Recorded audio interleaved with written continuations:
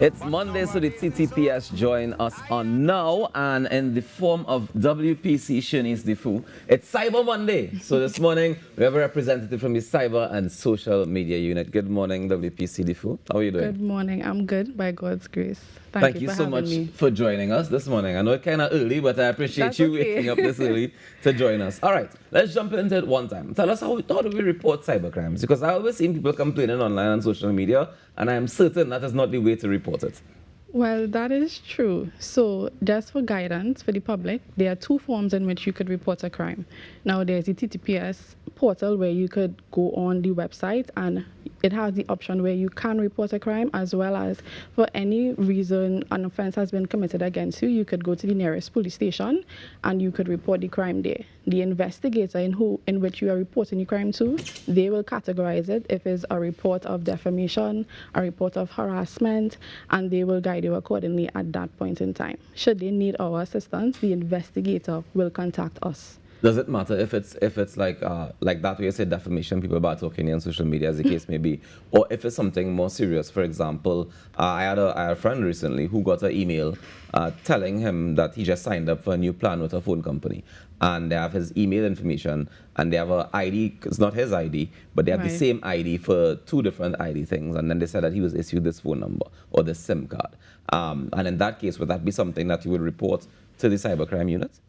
Right, so all reports are to be made to the nearest police station. Okay. So once they make the report at the police station, the investigator with respect to that case will contact us. So when they contact us, we will do the needful and report back to the investigator, and they will proceed with the case. And I always tend to inform persons, after you make a report, it's still important that you seek legal counsel so that they could further guide you. And when you are making a report, it is very important that you state what is your objective, what is the outcome, because some persons, after they report a crime, it's no further police action, right? So if your objective is that you want justice, after you make the report, proceed to your legal counsel immediately so that you could be further guided. Okay, understood. Now, just going off of what Raucus would have asked you there, what are the different categories of cybercrime? What do we know that we can report and what is not to be reported?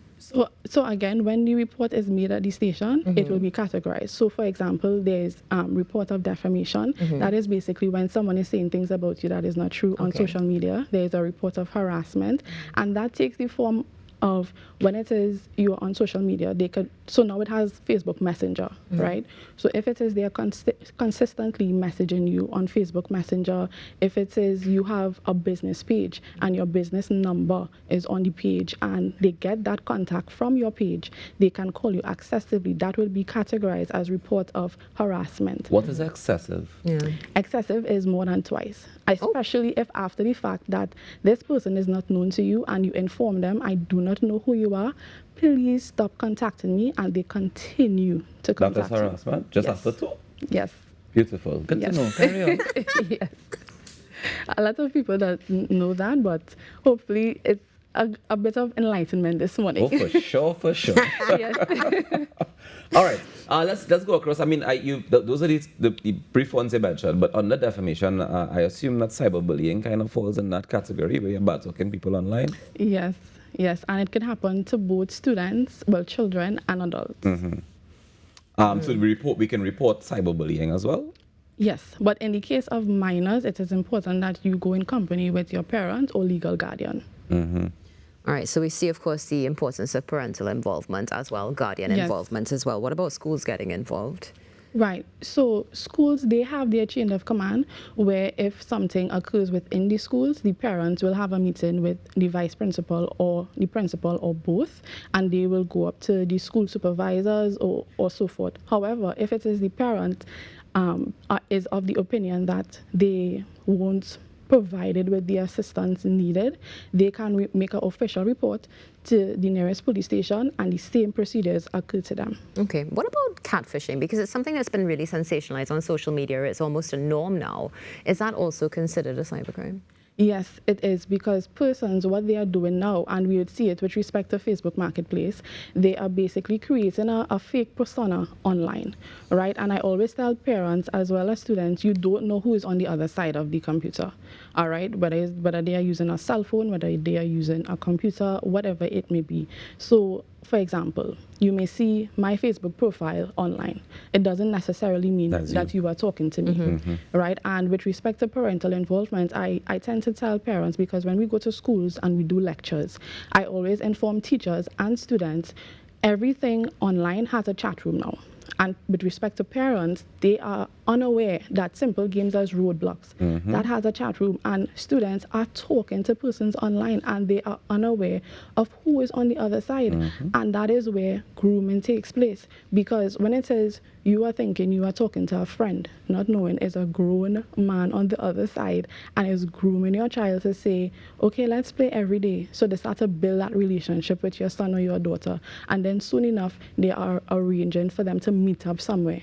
And children of all ages, from as low as, if I can recall correctly, 5, as much as I think 11, they are on Roadblocks. And we are seeing now where a lot of persons are going missing. And to minimize that, I think that once parents are more involved, it will have a elimination process of that. I mean, I would definitely have to agree. My daughter's on Roblox, and we make sure and check and see who's the friends on she list and who she's talking to on a daily basis, because I ain't trying to go through that. So I completely understand what you're saying in that regard.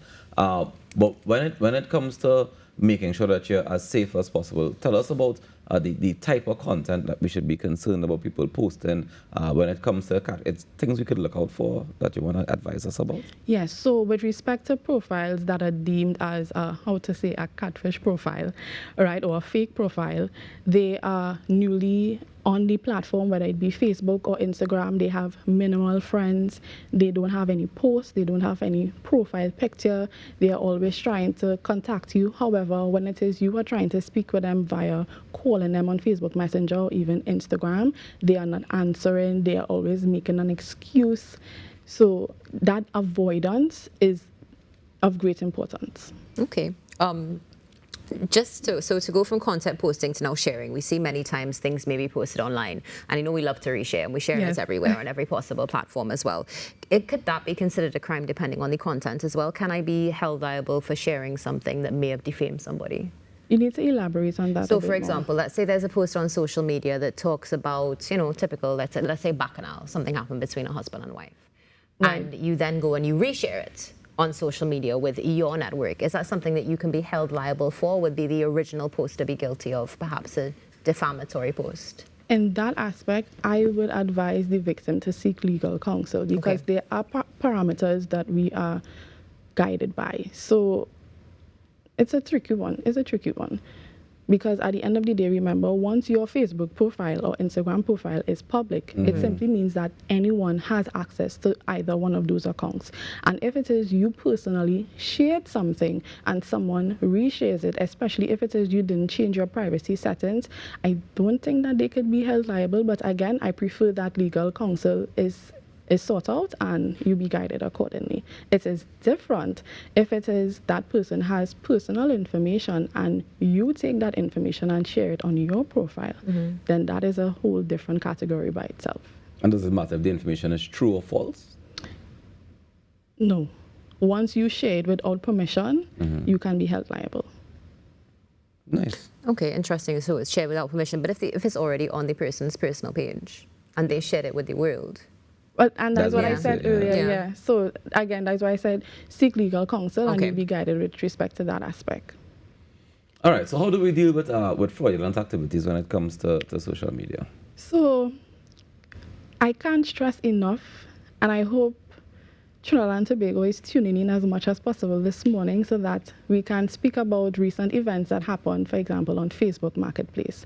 A lot of persons are continuously and consistently being scammed or defrauded money or merchandise because of the fact that they are thinking, okay, this person is posting something for sale, I want it, I'm going to get it. Now, not too far back, there were persons that were genuine. They advertise a vehicle for sale. all right, and you make arrangements to meet with this person and all went well. However, now, persons in Trinidad and Tobago that are how quote-unquote criminals, I don't know if that's okay, but unfortunately, they are using this platform to gain money, materials, anything that they could, take from. And what I would advise persons is that if it is you are interested in an item, what I would advise is that you make arrangements by the nearest police station or in a public place, not in a secluded area, in a truck or a trace, and you don't know who is awaiting you. You don't know if it's one person, two persons, you don't know what is going to happen. So I will advise, if it is you are interested, go to the nearest police station or go to the mall or go in company with someone. Don't ever go by yourself, especially in an unfamiliar area. Yeah, something that we see incessantly, we have to remind people of, hoping that Yes. they will, of course, take that information in hand. Can you just remind us, if we are victims of a cybercrime, what our lines of reporting are and who we speak to? Right, so you can either report it on the TTPS website, and it has the option when you look to the upper tab, report a crime, or you can go to the nearest police station and make a report. Wonderful. Well, thank you so much for joining us, WPC Defoe. It's been a pleasure. Thank you. All the best to you and have an excellent day. Thank you so much to you as well. Cyber Monday right here on the Now Morning Show. Stay tuned. Birthdays are coming up after this break.